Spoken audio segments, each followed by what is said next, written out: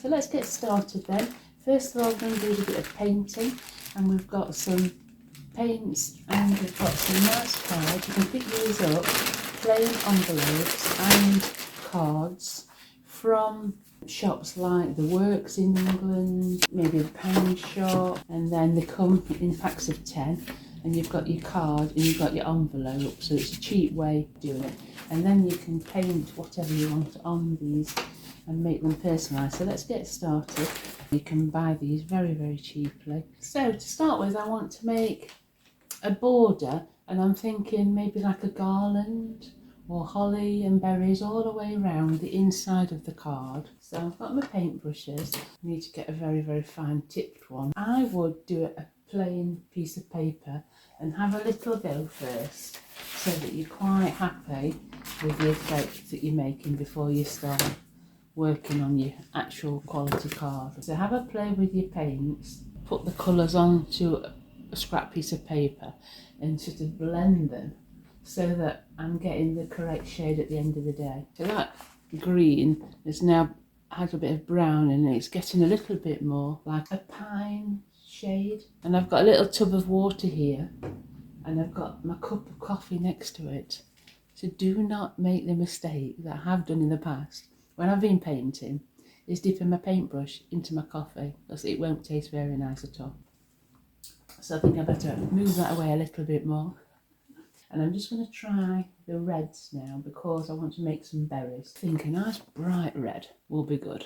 So they're the kind of colours that I'm working with, and make them almost look like branches. And just do a practice run. Just, you know, free doing it. Let's pretend that that's just a square. And with your water, get it so that it's very weak, the colour. Just go around. We've got a little border, we've got a green and we've got browns now. If you had a pine, you'd be having tiny little bits of greenery all off it, wouldn't you? Ideally, it's best to wait for this to dry a bit, because as you know, it all merges. Building it all up now. Alright, so that's sort of how it's coming, with the tiny little bits. And we're going to carry on and do it layer by layer about 3 times. And then when that's dry, all I'm going to do is, with that lovely ruby red, I'm literally going to go around and just put little blobs like that of red all on it. And they will be the berries. Right then, so I've done several, and this is what they look like. Little border, okay, just simple. And when you open it up, it looks nice. And there's another one that's a little bit lighter, more green in that one. And then what you can do is you can write a lovely message in it. They're quite pretty, aren't they? You know, it's something unique that you have made for somebody else. You've taken the time. Now, what we want to do now is we want to do the envelope.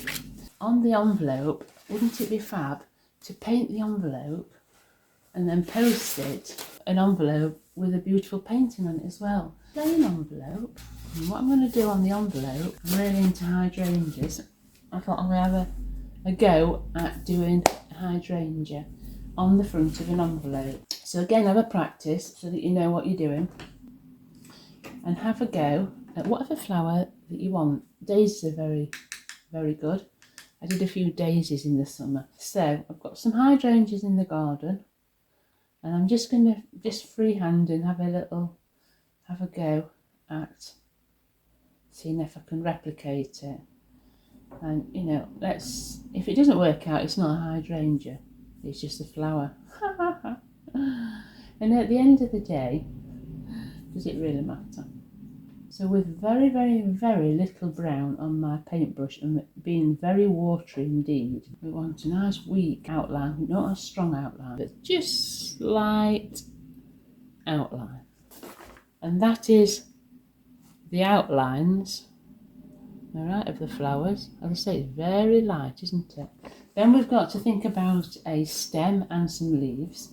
So we'll go with the stem, and I'm going to imagine that the stem's in the middle coming down behind this flower. So we'll just pull that right down. And you can go a bit thicker with that.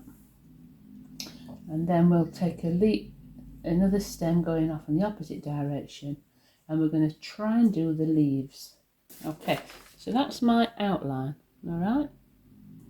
thick and runny, and then it's going to mix in with the next colour that I put on top of it, and then you'll get a good effect.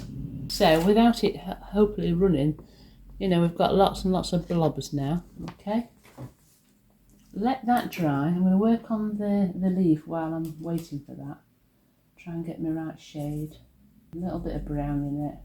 I'll top it back up when it's dry. It's a case of letting it dry and then going in with the finer details after.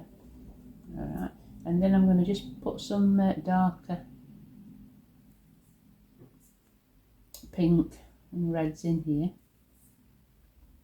And then it dries, and then you can just come back in and try and highlight it a bit more. So that's the first go. Alright, and I'm going to show you now on an envelope in a minute when I've done one, what it's like. So I've done the envelope, and what I've done is I've painted it on. Okay, I've painted the real address on, but I've had to cover it up. So underneath these clip-on dummy addresses is my friend's real address, so obviously forgive me, but I've got to cover that up. But there's a little hydrangea flower, and you think about if you receive that in the post, how pretty it would be if you've painted it with the name and their address on. So you put your name on, you know, you do your beautiful flower, and then this is Helen's, and then paint on their address as well. But when it lands on the floor, no doubt your friend will think, oh my gosh, look at that. So that's a lovely little friend gift, I think. And inside, as you remember, was the garland, and you could write all some beautiful thoughts in. So yeah, I hope you like that idea. So that's my first idea, which are painted Christmas cards or birthday cards, or just notes to send your friends at any time. Get well, you could do it, you know. But hopefully you like that idea.